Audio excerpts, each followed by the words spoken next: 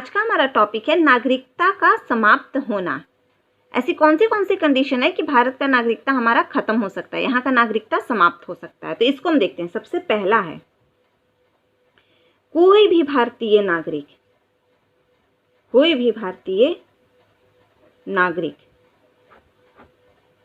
ये अगर चाहता है कि मैं भारत का नागरिकता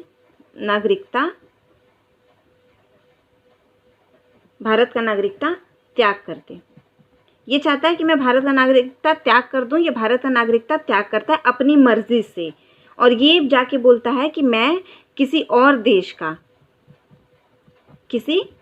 अन्य देश का जाकर के नागरिकता प्राप्त कर लेता है, तो उसकी नागरिकता खत्म हो जाती है। कोई भी व्यक्ति, कोई भी भारतीय नागरिक अगर भारत के नागरिकता को त्याग कर दे, खत्म कर दे और किसी अन्य देश में जाकर के वहाँ की नागरिकता को अपना ले, तो उसकी नागरिकता खत्म हो जाती है। ये है हमारा पहला कंडीशन। अब देखिए दूसरा कंडीशन है, देखिए लोग फॉरेन तो आते जाते रहते हैं, दूसरे देश में जाते हैं, लेकिन इसकी सूचना हमें सरकार को देनी पड़ती है कि हम इतने साल के लिए इस काम के लिए ये हमारा इंडिया है और हम इंडिया से अदर कंट्री दूसरा कंट्री है, ठीक है। अगर कोई भी व्यक्ति यहाँ से बोलता है कि वो यहाँ चला जाता है, दूसरे देश में चला जाता है, तो उसको इस बात की सूचना किसे देनी पड़ती है? इस बात की सूचना सरकार को देना पड़ता है। इसका सूचना सरकार को देना पड़ता है कि वो जा रहा है और किस काम से जा रहा है, कितने टाइम के लिए जा रहा है। अगर वो ये सूचना नहीं देता है और 7 वर्ष से अधिक समय तक वो भारत के बाहर रह गया हो, तो उसकी यहाँ की नागरिकता खत्म कर दी जाती है। ऐसा डिक्लेयर कर दिया जाता है कि वो अब भारत का नागरिक नहीं है। कोई भी भारतीय नागरिक अगर बिना सूचना के 7 वर्ष से अधिक भारत से बाहर रह रहा है, तो उसकी नागरिकता समाप्त कर दी जाती है। ये था हमारा सेकंड पॉइंट। अब थर्ड पॉइंट देखिए। पता है, जब भी हम कोई फॉर्म भरते हैं, गवर्नमेंट जॉब के लिए अप्लाई करते हैं, उसमें एक कॉलम होता है, पता है, कि हम इंडियन हैं या अदर्स हैं। हम इंडियन हैं तो ही उस गवर्नमेंट फॉर्म को भर सकते हैं। अगर हम भारतीय नहीं हैं तो हम उस फॉर्म को नहीं भर सकते हैं। कोई भी अगर हमें गवर्नमेंट जॉब चाहिए ना, भारत सरकार का जॉब चाहिए, गवर्नमेंट जॉब चाहिए, तो हमें भारतीय होना ज़रूरी है, भारत का नागरिक होना ज़रूरी है, ठीक है। लेकिन अगर ऐसा भारत का नागरिकता प्राप्त हो, वो फॉर्म भर सकता है गवर्नमेंट जॉब का। लेकिन जो भारत का नागरिक नहीं है, वो फॉर्म नहीं भर सकता है। आपने देखा होगा फॉर्म भरते टाइम। तो वैसे ही मान लीजिए कोई ये एक व्यक्ति है, ये दूसरे देश में जाता है, कोई भी कंट्री है पर इंडिया नहीं है, अदर कंट्री यहाँ जाता है और यहाँ जाके यहाँ की सरकारी नौकरी करने लग जाता है। क्योंकि हो सकता है ना कि हमारे देश में रूल है कि यहाँ का नागरिकता प्राप्त हो वही सरकारी जॉब कर सकता है। हो सकता है यहाँ का रूल हो कि जो अगर बाहर से आए हों, वो 4 वर्ष रह गए हों, वो यहाँ के सरकारी जॉब कर सकते हैं। कुछ भी रूल हो सकता है ना। तो मान लीजिए भारत से कोई व्यक्ति जाता है और दूसरे देश में जाके वहाँ के सरकारी पद पे, वहाँ के विदेश सरकार के लिए नौकरी कर रहा है, वहाँ की सरकारी नौकरी कर रहा है, तो ऐसे कंडीशन में भारत की नागरिकता इसकी खत्म कर दी जाएगी।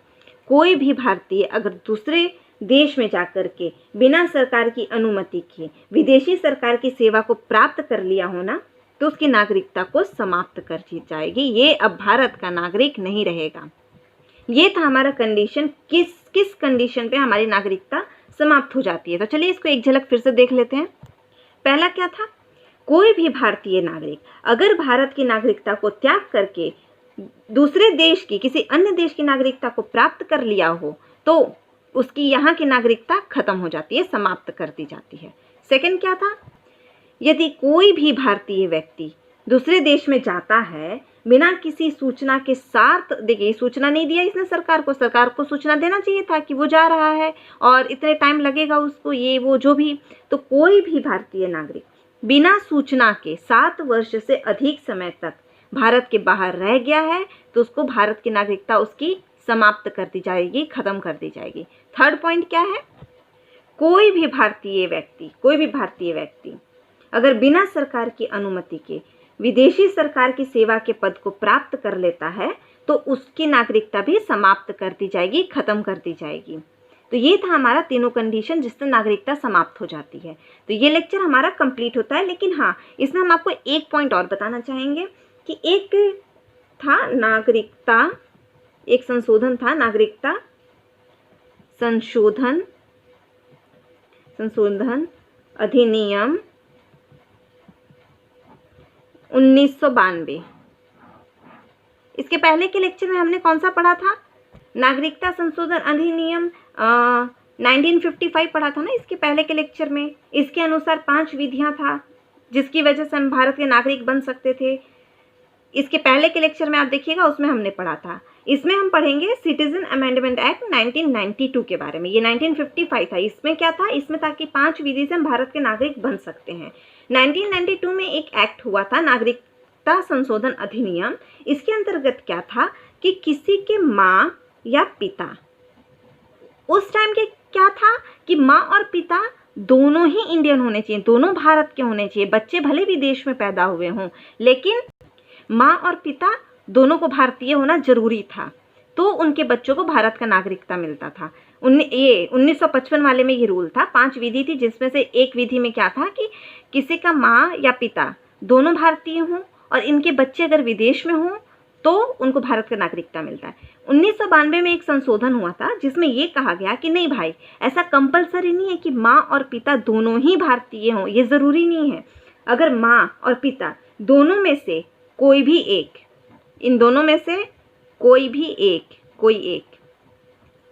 एक भारतीय हो ना, तो उनके बच्चों को भारत की नागरिकता मिल जाती है। जरूरी नहीं है कि दोनों को भारतीय होना जरूरी है, कोई भी एक अगर भारतीय हो तो उनके बच्चों को भारत की नागरिकता मिल जाती है। ये 1992 का संशोधन था।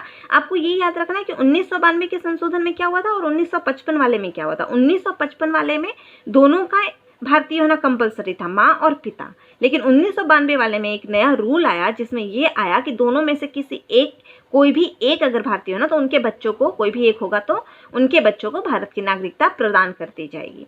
तो हमारा लेक्चर ये आज का समाप्त होता है। धन्यवाद।